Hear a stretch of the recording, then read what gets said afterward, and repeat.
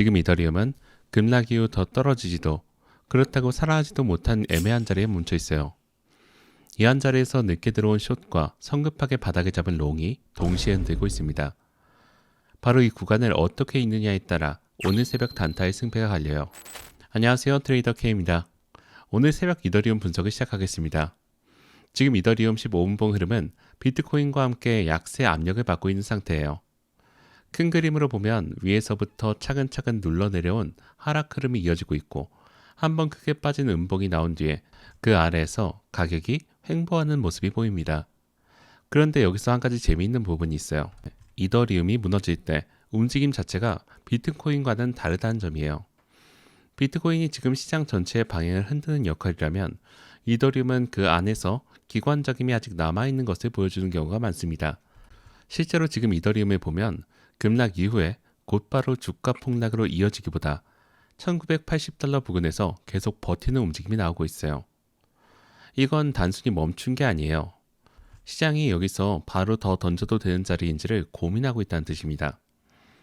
차트를 보면 큰 음봉으로 한번 깊게 빠진 다음 그 아래서 캔들이 작게 옆으로 누우면서 방향을 정하지 못하고 있는데 이런 모습은 매도세가 잠시 힘을 빼고 매수세가 그 자리를 받아낼 수 있는지 서로 눈치를 보는 전형적인 구간이에요.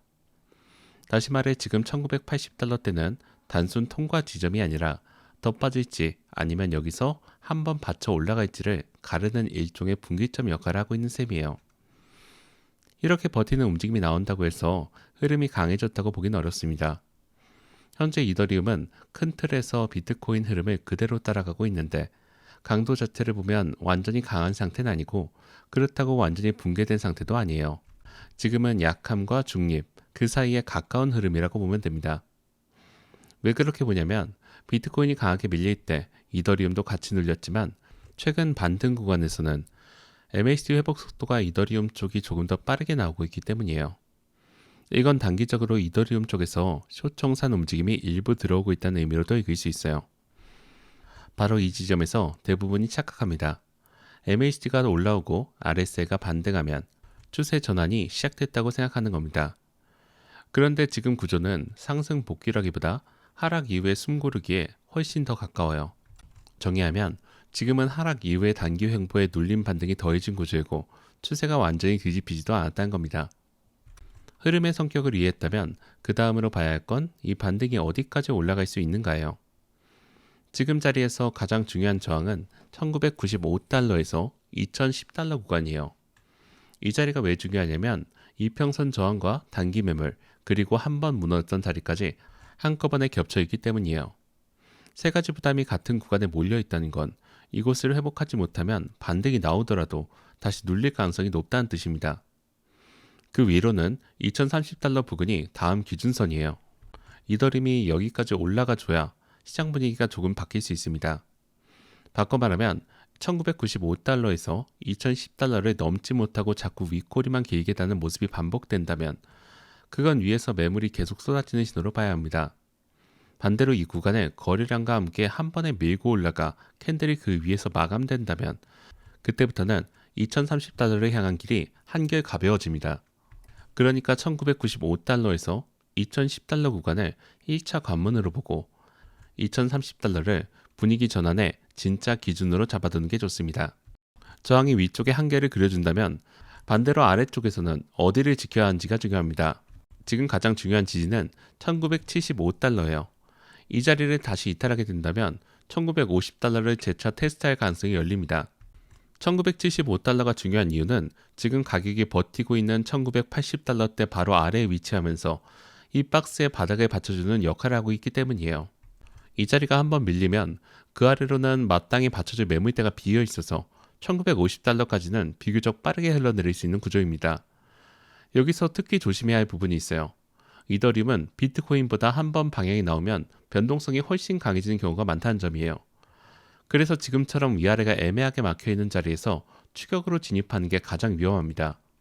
위로는 1995달러부터 매물이 쌓여있고 아래로는 1975달러가 마지노선인 만큼 이 두 가격대 사이를 박스로 놓고 어느 쪽이 먼저 깨지는지를 확인하는 자세가 중요해요. 지지와 저항을 잡았다면 이 가격대를 깨고 나갈 힘이 실제로 들어오고 있는지를 거래량으로 확인해야 합니다. 단기 기준으로 보면 아직은 숏 우세 흐름이 유지되고 있어요. 캔들 위치 자체가 이평선 아래에 있고 볼린저 밴드 중단을 회복하는데도 계속 실패하고 있기 때문이에요. 지금 시장이 노리는 건 명확합니다. 늦게 숏을 들어오는 사람과 성급하게 바닥을 잡는 롱을 동시에 흔드는 거예요. 이런 구간에서는 급락 이후 반등 캔들 하나만 나와도 사람들이 금방 희망을 갖게 됩니다. 그런데 거래량을 자세히 보면 반등이 나올 때 거래량이 크지 않아요. 이건 강한 신규 매수가 들어왔다기보다 기존 숏이 정리되는 비중이 더 크다는 의미에 가깝습니다. 다시 말해 지금의 반등은 새로운 돈이 들어와서 만든 힘이 아니라 빠졌던 자리에서 잠시 숨을 고르는 과정에 더 무게가 실려 있다는 겁니다. 그래서 거래량이 실리지 않은 반등은 페이크 반등의 가능성을 항상 열어두고 봐야 합니다. 거래량이 아직 약하지 않다는 신호는 보조지표에서도 비슷하게 확인됩니다. RSI는 지금 과매도 구간에서 위로 올라오고 있습니다. 다만 아직 50 위로 안착하지 못한 상태입니다. MACD 역시 음수 구간 안에서 회복이 진행되고 있는 단계예요. 즉 분위기 자체는 조금씩 진정되고 있지만 아직 완전한 강세 전환이라고 보기에는 근거가 부족해요. 지표가 바닥에서 올라오고 있다는 건 긍정적인 신호지만 그 회복의 기준선 위로 자리를 잡기 전까지는 어디까지나 하락 이후의 진정 과정으로 봐야 한다는 의미입니다. RSI가 50 위에 안착하고 MACD가 양수 구간으로 넘어가는 순간이 오기 전까지는 지표 반등 하나만 보고 방향을 단정짓는 일은 피하는 게 맞습니다. 새벽 시간대는 거래 참여자가 줄어들면서 작은 물량에도 지표가 흔들리는 만큼 지표가 살짝 올라온 것만 보고 추세가 바뀌었다고 믿어버리면 오히려 페이크 반등에 그대로 당하기 쉽습니다. 지금까지 흐름과 저항, 지지, 거래량, 지표 이것을 차례로 살펴봤다면 이제 이걸 실제 단타에서 어떻게 다룰지 정리할 차례입니다. 핵심은 지금 방향을 미리 정하려 하지 말고 어디를 회복하고 어디를 지키는지 체크하는 자리라는 점입니다. 만약 비트코인이 73K 위에서 안정적으로 버티면서 반등을 이어가 준다면 이더리움은 단기적으로 더 강하게 튈 가능성이 있어요. 이더리움은 원래 비트코인이 안정되는 구간에서 자금 회전이 빠르게 붙는 종목 중 하나이기 때문입니다. 이 경우라면 1995달러에서 2010달러 저항을 회복하고 자리를 잡는지를 보고 단기롱을 짧게 가져가 볼 수 있습니다. 반대로 비트코인이 다시 밀리게 되면 이더리움은 1975달러를 이탈한 뒤에 낙폭이 확대될 가능성도 함께 열어둬야 합니다. 이때는 1975달러 이탈을 확인하고 짧게 숏을 따라가는 전략이 유효합니다.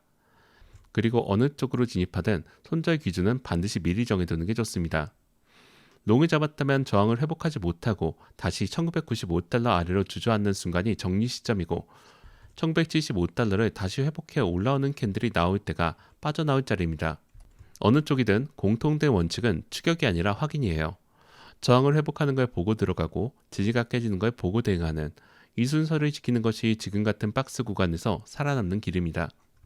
그래서 오늘 새벽 중심 시나리오를 한 줄로 정리하면 비트코인의 안정 여부에 따라 이더리움 반등의 강도가 결정될 가능성이 크던 겁니다. 큰 흐름에서 이더리움은 하락 이후 단기 숨고르기 안에 있고 아직은 롱전환보다 숏 우세 구조를 우선으로 봐야 하는 자리예요. 위로는 1995달러에서 2010달러 회복 여부가 분위기 전환의 기준이 되고 아래로는 1975달러를 이탈할 경우 추가 하락 가능성이 열립니다. 이 두 가격대를 기준으로 비트코인의 움직임을 같이 지켜보면 새벽 동안 이더리움이 어느 쪽에 무게를 싣는지가 점점 선명하게 드러날 거예요. 오늘 새벽 이더리움은 비트코인과 함께 약세 압력을 받으면서도 1980달러 부근에서 끈질기게 버티는 약함과 중립 사이의 흐름을 보여주고 있어요.